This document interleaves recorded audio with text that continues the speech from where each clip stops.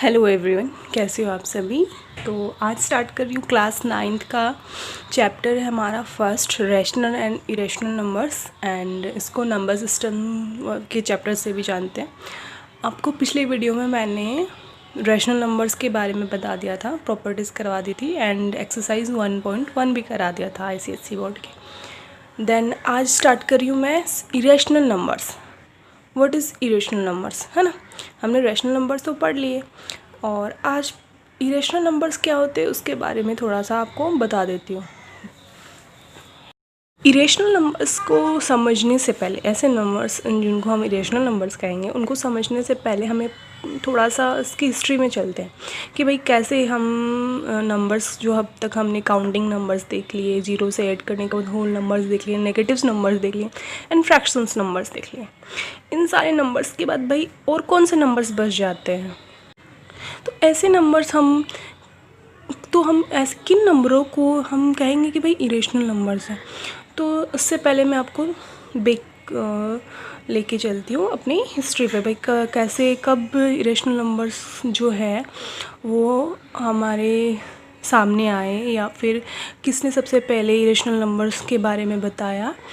Then irrational numbers जो हैं सबसे पहले मैं कहूँ तो, जैसे मैंने यहाँ पे थोड़ी हिस्ट्री लिखी है इसके बारे में, रैशनल नंबर्स के, थोड़ा सा मेसी है बट थोड़ा बता देती हूँ इसमें। सबसे पहले एक जिसने इरेशनल नंबर्स के बारे में बताया वो थे हमारे 5th सेंचुरी BC, है ना, बिफोर क्राइस्ट, यानी 5th सेंचुरी के टाइम में the first man to recognise the existence of irrational numbers was Hippasus। ठीक है, हिप्पासस था एथेंस ग्रीक फिलोसोफर। उसने इसका क्या किया, इरेशनल नंबर्स का एग्जिस्टेंस बताया, यानी कि उसके होने का कुछ तथ्य बताए। देन उसने क्या कहा कि जैसे पाइथागोरियन स्टूडेंट्स था, वो फिलोसफर्स था। पाइथागोरियन स्टूडेंट का मतलब क्या हुआ, पाइथागोरस के जो बताए गए थ्योरम्स थे उसको फॉलो करने वाले क्या होते थे, पाइथागोरियन स्टूडेंट्स होते थे। एंड हिप्पासस भी क्या था, उसी का एक पाइथागोरियन का जो थे उनका एक स्टूडेंट था। देन उसने क्या कहा कि उसने ये कहा कि जब हम इस फॉर्मूले से, है ना, उसने क्या कहा कि the result that a square diagonal length cannot be expressed as the ratio of two integers। कहने का मतलब ये हुआ कि मान लो आपके पास एक स्क्वायर है, ठीक है। उसने क्या कहा, अपने पास ये स्क्वायर है, स्क्वायर का मतलब जिसकी चारों लेंथ क्या हो, इक्वल हो। इसने मान लिया यहाँ पे स्क्वायर की सारी लेंथ जो थी 1 मीटर या सेंटीमीटर जो भी कहें वो थी। एंड उसने इस स्क्वायर का डायगोनल फाइंड आउट कर निकाला, तो देखा कि इसका डायगोनल जो है उसकी वैल्यू √2 आई। वो आप निकाल सकते हो कैसे, जैसे पाइथागोरस थ्योरम से। हाँ, ये 90 डिग्री एंगल, इसके सामने वाला क्या होता था, हाइपोटेन्यूस, ये बेस है नहीं परपेंडिकुलर। तो अपन क्या करते थे, h² इज क्या करते थे, b² प्लस p², है ना, base square plus perpendicular square, यही होता था। अब देखो ये हम निकालते थे इसका स्क्वायर का डायगोनल, ठीक है, ये स्क्वायर का डायगोनल है। तो बेस क्या है हमारा 1 और परपेंडिकुलर क्या है 1, दोनों का स्क्वायर करके ऐड किया तो 1 का स्क्वायर 1, 1 का स्क्वायर 1, ये आ गया हमारे पास 2। ठीक है, अब हमें क्या चाहिए, यहाँ पे h चाहिए, यानी हाइपोटेनस चाहिए। 90 डिग्री के सामने वाला जो साइड होता था उसको क्या बोलते हैं, हाइपोटेनस, है ना। या इस स्क्वायर के लिए ये क्या हो गया, डायगोनल। तो h क्या हो गया हमारा √2। उसने क्या कहा कि जब हिप्पासस ने क्या कहा, हाँ, कि उसने देखा कि स्क्वायर का diagonal length can not be expressed as the ratio of 2 integer. इस √2 को हम क्या कर सकते हैं, उसने कहा कि हम इसको किसी भी 2 इंटीजर्स के रेशियो के रूप में हम नहीं लिख सकते, फॉर्म में, फ्रैक्शंस के फॉर्म में नहीं लिख सकते। इसका मतलब उसने कहा कि ज़रूरी नहीं है कि सारे के सारे अब तक हमने जितने भी नंबर्स पढ़े हैं वो सारे के सारे रैशनल नंबर्स हों, क्योंकि वहाँ के जितने भी अनुयायी थे जो कि पाइथागोरन थ्योरम को समझते थे वो ये सोचते थे कि सिर्फ हमारे जितने भी सराउंडिंग जितने भी नंबर्स हैं वो सिर्फ क्या होते हैं, होल नेचुरल या रैशनल नंबर्स ही होते हैं। ठीक है, इसके अलावा और कोई नंबर्स बचे ही नहीं। तो उसने जब अपने टीचर्स के सामने अपना एक फैक्ट रखा तो वहाँ क्या हो गया कि उसको वहाँ से ही हटा दिया, यानी बाइकट ही कर दिया उसको। कहने का मतलब है the other Pythagoreans believe that the only positive rationals could exist, है ना।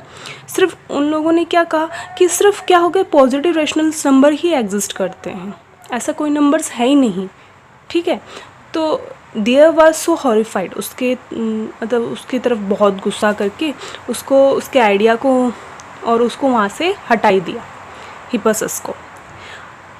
उसके बाद क्या हुआ, हिप्पासस के बाद 300 ईयर्स, है ना, आफ्टर 300 ईयर्स यूक्लिड जो था उसने इसको प्रूफ करके बताया कि √2 जो है अपना, वो जो डायगोनल था हमारा स्क्वायर का, उस √2 की वैल्यू फाइंड आउट कर रही हूँ। ठीक है, तो ऐसे ही हमारे पास क्या आया, ऐसे ही हमारे पास आगे भी और भी बहुत सारे जो फिलोसफर्स थे या मैथमेटिशियंस थे, उन्होंने धीरे धीरे √2 पाई जितने भी नंबर्स जो कि हम क्या कर सकते हैं फ्रैक्शंस के फॉर्म में नहीं लिख सकते, उन नंबर्स के बारे में बताया।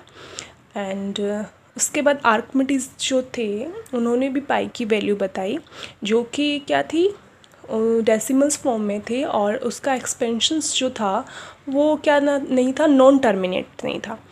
तो ऐसे हिस्ट्री की वजह से, उनकी वजह से, ऐसे मैथमेटिशियंस की वजह से हमें इरेशनल नंबर्स के साथ साथ रेशनल नंबर्स के साथ साथ इरेशनल नंबर्स भी हमें मिले। ठीक है, देन अब आगे मैंने हिस्ट्री के बारे में इसलिए बताया कि क्योंकि हमने तो अब तक रेशनल नंबर्स ही पढ़े जो हम देख सकते हैं, बट इरेशनल नंबर्स कब से आना स्टार्ट हुए, कैसे आए, किन्ने सबसे पहले इरेशनल नंबर्स के बारे में बताया, तो मैंने आपको यहाँ पे बता दिया, थोड़ा सा इंट्रो दे दिया यहाँ पे हिस्ट्री के बारे में। देन स्टार्ट करते हैं। नेक्स्ट हम किन नंबर्स को हम कहेंगे इरेशनल नंबर्स। रेशनल नंबर्स तो पता है, रेशनल नंबर्स क्या होते हैं, ऐसे नंबर्स जिनको हम p/q के फॉर्म में यानी फ्रैक्शंस या रेशियो के फॉर्म में लिख सकते हैं, जो कि मैंने आपको पहले बताया। एंड इरेशनल नंबर्स क्या होते हैं, ए नंबर, फर्स्ट क्या है, a number can not be return in the form p/q, ऐसे नंबर्स जिनको हम फ्रैक्शंस के फॉर्म में नहीं लिख सकते, where p and q are integers, है ना, दोनों ही क्या होने चाहिए, इंटीजर्स, चाहे वो पॉजिटिव हो चाहे नेगेटिव हो, एंड क्यू नहीं होना चाहिए 0 के इक्वल। ओके, जैसे यहाँ पे मैंने एक इतना लंबा एक्सपेंशंस दिया, डेसिमल एक्सपेंशंस दिया है।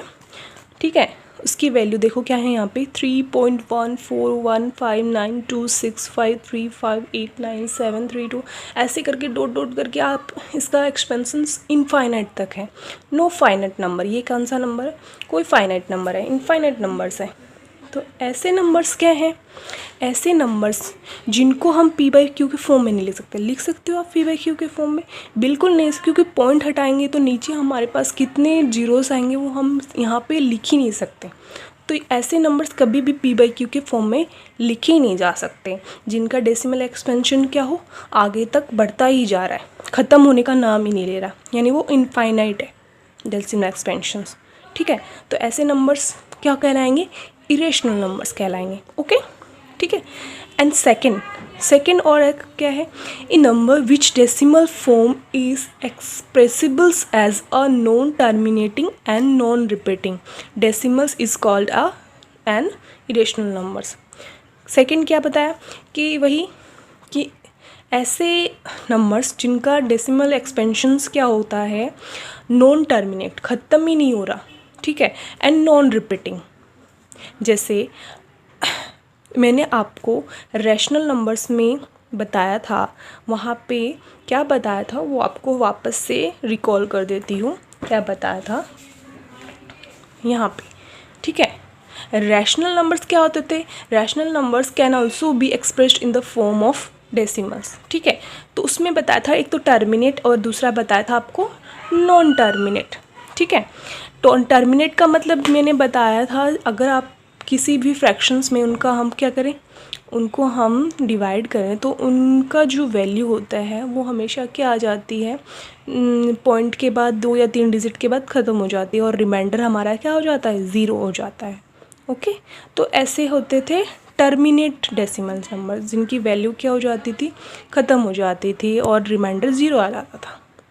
बट नॉन टर्मिनेट में क्या होते थे, 2 टाइप्स होते थे, non terminate repeating, non terminate non repeating. Repeating और टर्मिनेट ये दोनों ही डेसिमल एक्सपेंशंस रैशनल नंबर्स कहलाते हैं। बट जो थर्ड था हमारा नॉन टर्मिनेट नॉन रिपीटिंग, है ना, नॉन टर्मिनेट नॉन रिपीटिंग ऐसे नंबर्स जिनकी वैल्यू आगे तक बढ़ती जाती है और ना ही वो रिपीट हो रही है ना ही वो ख़त्म हो रही है, ऐसे डेसिमल एक्सपेंशन हमारे किस में आएंगे, इरेशनल नंबर्स में आएंगे, ठीक है। थोड़ा याद आया, जैसे यहाँ पे मैंने यहाँ पे एग्जांपल्स के थ्रू भी बताया था, जैसे यहाँ पे हमने लिया था 2/3, ठीक है। 2/3 का हमने क्या किया था, डिवाइड करके डेसिमल एक्सपेंशन देखा था, तो यहाँ पे वैल्यू 6 आती जा रही थी हमारे पास और रिमाइंडर्स 2 2 2 2 आ रहा था। देन 6 जो है उसका जो रिमाइंडर भी 0 नहीं आ रहा था, बट उसका डेसिमल एक्सपेंशन क्या था, रिपीट था, टर्मिनेट नहीं था बट रिपीट था।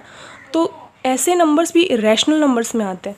यहाँ पे मैंने एग्जांपल बताया, जैसे 0.110110113310 एंड 1140, ठीक है। यहाँ पे देखो कि आप ये कहोगे ये डेसिमल एक्सपेंशंस में तो रिपीट हो रहा है, बट नॉट, यहाँ पे रिपीट नहीं हो रहा है। कैसे, क्योंकि यहाँ पे देखो 11 के बाद 1 0 आ रहा है, फिर 11 के बाद 2 zeros आ रहे हैं, 11 के बाद 3 zeros, 11 के बाद 4 zeros। तो इसका मतलब कोई भी नंबर जो हम उसको रिपीट नहीं कर रहे, है ना। अगर यही ऐसे होता 0.110110110 एंड सो ऑन, तब हम ये कह सकते हैं हाँ भाई ये तो टर्मिनेट नहीं है बट ये रिपीट ज़रूर हो रहा है। तो ऐसे नंबर्स हमारे रैशनल नंबर्स में ही आते हैं। बट ऐसे नंबर्स जिनको हम देखते हैं कि एक के बाद दूसरा नंबर्स हमारे ऐड होता जा रहा है, तो ऐसे नंबर्स हमारे क्या आएंगे, नॉन टर्मिनेट नॉन रिपीटिंग। तो ऐसे नंबर्स हमारे किस में आएंगे, इरेशनल नंबर्स में। किस में आएंगे, इरेशनल नंबर्स में, ठीक है। ये आएगा हमारा रैशनल नंबर्स में, ओके, है ना। क्योंकि इसको हम कैसे लिख सकते हैं, इसको हम 0.110 एंड उसके ऊपर क्या, तीनों के ऊपर बार लिख सकते हैं और उसको p/q के फॉर्म में लिख सकते हैं। वो मैं आपको आगे बताऊंगी कैसे लिख सकते हैं। अभी तक तो आपको समझ में आना चाहिए कि ऐसे डेसिमल एक्सपेंशन जिनकी value non terminate non repeating होती है, ठीक है, वो आएंगे हमारे इरेशनल नंबर्स में, ठीक है। एंड थर्ड क्या है, थर्ड हम लेके चलते हैं ऐसे नंबर्स, ठीक है, ऐसे नंबर्स जिनका रूट क्या होता है, नॉन परफेक्ट स्क्वायर्स होता है। नॉन परफेक्ट स्क्वायर्स क्या होते हैं, क्लास 8 में आपने परफेक्ट स्क्वायर्स पढ़े हैं। क्लास 8 में परफेक्ट स्क्वायर्स क्या होते थे, परफेक्ट स्क्वायर्स एग्जांपल से बताती हूँ। जैसे अपने पास क्या है, √1, ठीक है। 1 का रूट यानी कि हम कहें कि 1 × 1 करेंगे तो क्या आएगा, 1, यानी 1 का स्क्वायर 1। फिर उसके बाद देखते 2 का स्क्वायर क्या आता था, 4 आता था ना। 3 का स्क्वायर 9। जैसे यहाँ देखो आप, 1 का स्क्वायर हमारे पास 1 आता था, 2 का स्क्वायर 4, 3 का स्क्वायर 9, 4 का स्क्वायर 16, 5 का स्क्वायर 25 एंड 6 का स्क्वायर हमारे पास क्या आता था, 36। ऐसे हम क्या करते थे, यहाँ पे स्क्वायर्स निकालते थे सभी नंबर्स के। तो यहाँ देखते 1 4 9 16 25 36 49 64 81 100, ये सारे के सारे नंबर्स के हमारे परफेक्ट स्क्वायर्स नंबर्स हैं, ओके। बट इनके बीच के जो नंबर्स होते थे, जैसे 1 और 4 के बीच में हमारे पास क्या है, 2 और 3, 5 6 7, 4 और 9 के बीच में 5 6 7 एंड 8। ऐसे 9 और 16 के बीच में कौन कौन से नंबर्स आ गए हमारे, छूट गए यहाँ पे छूट गए हमारे 10 11 12 13 14 एंड 15, ऐसे नंबर्स। तो इन नंबर्स का जब हम क्या लेते हैं, रूट लेते हैं, तो उनकी वैल्यू जो आती है वो वैल्यू हमारी आती है इरेशनल नंबर्स, ठीक है। उनका डेसिमल एक्सपेंशंस जो होता है वो आता है हमारा क्या, non terminate non repeating, okay. वो मैं आपको आगे बताऊंगी कैसे आता है। अभी आप ये समझ लो, कोई भी नंबर है, ठीक है, और वो भी नॉन परफेक्ट स्क्वायर्स नंबर, उनका रूट लेंगे तो वो भी हमारे इरेशनल नंबर्स आते हैं। जैसे यहाँ पे मैंने यहाँ पे m दिया है, m क्या होता है? पॉजिटिव इंटीजर, ठीक है, रूट m हमारा पॉजिटिव इंटीजर। अगर यहाँ पे पॉजिटिव इसलिए लिया क्योंकि नेगेटिव लेंगे, m की जगह अगर माइनस m लेंगे, प्लस m की जगह अगर माइनस m, तो ये हमारा इमेजिनरी पार्ट हो जाएगा पूरा का पूरा। तो ये अभी हमने ये पढ़ना नहीं है, अभी हमने सिर्फ यही देखना है कि अगर प्लस m रहेगा तो ऐसे नंबर्स, m कौन से?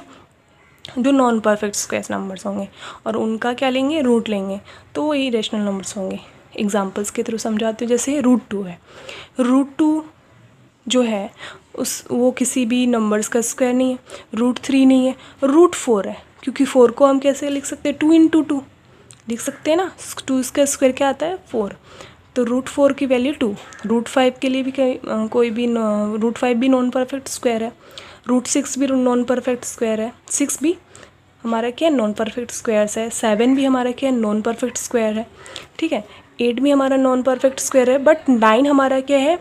परफेक्ट स्क्वायर है ना। 9 किसका स्क्वायर आता है? 3 का स्क्वायर आता है, 3 का स्क्वायर 9, तो √9 की वैल्यू क्या आएगी? 3, ठीक है। ऐसे 3 को हम 3/1 लिख सकते हैं ना, p/q के फॉर्म में।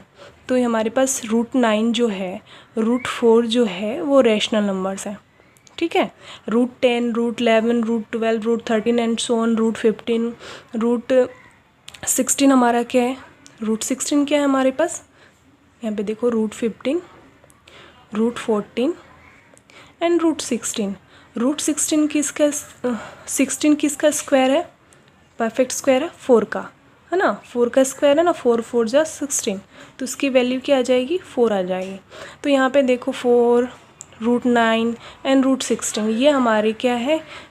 Rational numbers. But √2, √3, √5, √6, √7, √8, √10, √11, √12, √13, √14, √15 and so on, जितने भी क्या होंगे? नॉन परफेक्ट स्क्वायर्स नंबर्स होंगे, उनका रूट इरेशनल नंबर्स होगा, ओके। एंड थर्ड किसको कहेंगे इरेशनल नंबर्स? आपके सामने मैंने पहले बताया था, रूट में अगर नॉन परफेक्ट स्क्वायर्स होंगे तो वो इरेशनल। ऐसे ही क्यूब रूट में नॉन परफेक्ट क्यूब्स होंगे, वो भी इरेशनल नंबर्स होंगे। जैसे मैंने एग्जांपल लिया है यहाँ पे, सबसे पहले ले लिया क्यूब रूट ऑफ 8। 8 को कैसे लिख सकते हैं हम? 2 × 2, क्योंकि 2 की जो क्यूब होती है वो किसके इक्वल होती है? 8। देन क्यूब रूट क्या होगी? 8 की क्यूब रूट क्या होगी? 2, है ना। तो 8 तो हमारा क्या है? परफेक्ट क्यूब है। 8 हमारा क्या है? परफेक्ट क्यूब है ना, नंबर है। बट ऐसे ही मान लो आप, अभी आपके पास मैंने लिख दिया cube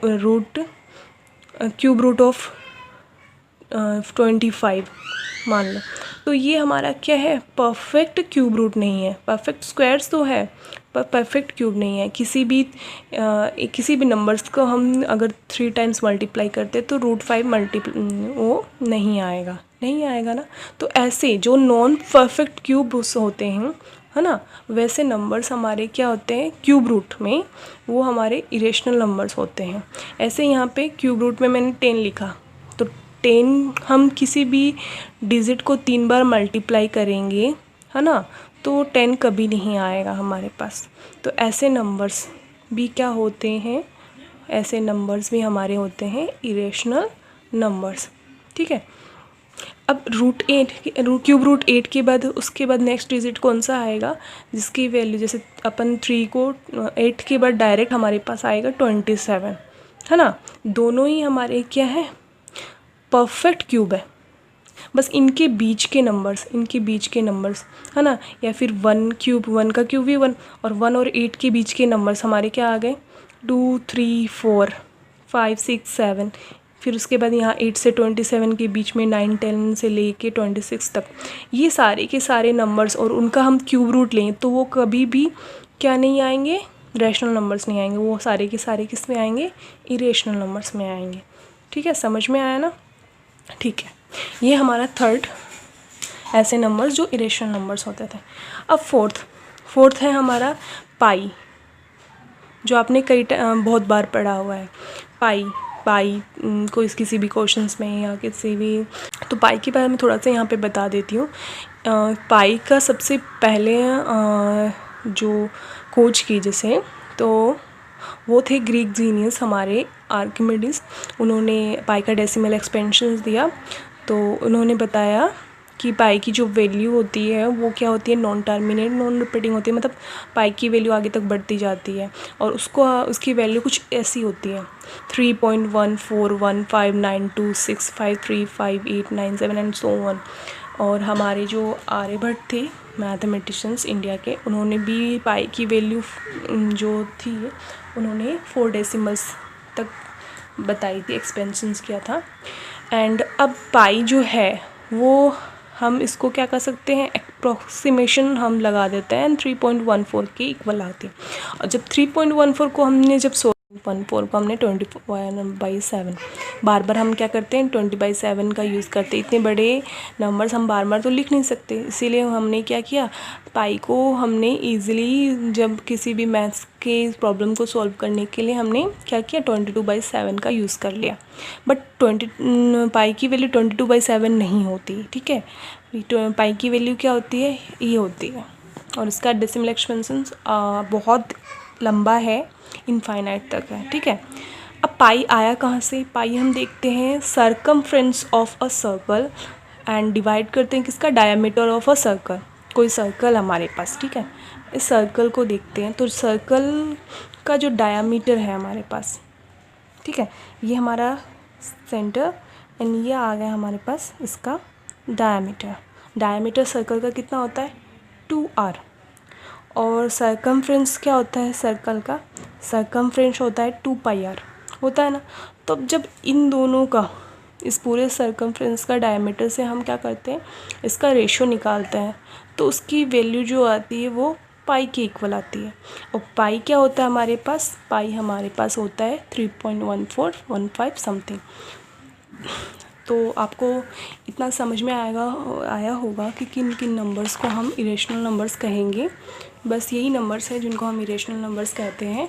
so thank you for watching my video. Please like share and subscribe. Next video में आपको इरेशनल नंबर्स के बाकी के टॉपिक्स कराने वाली हूँ, ठीक है।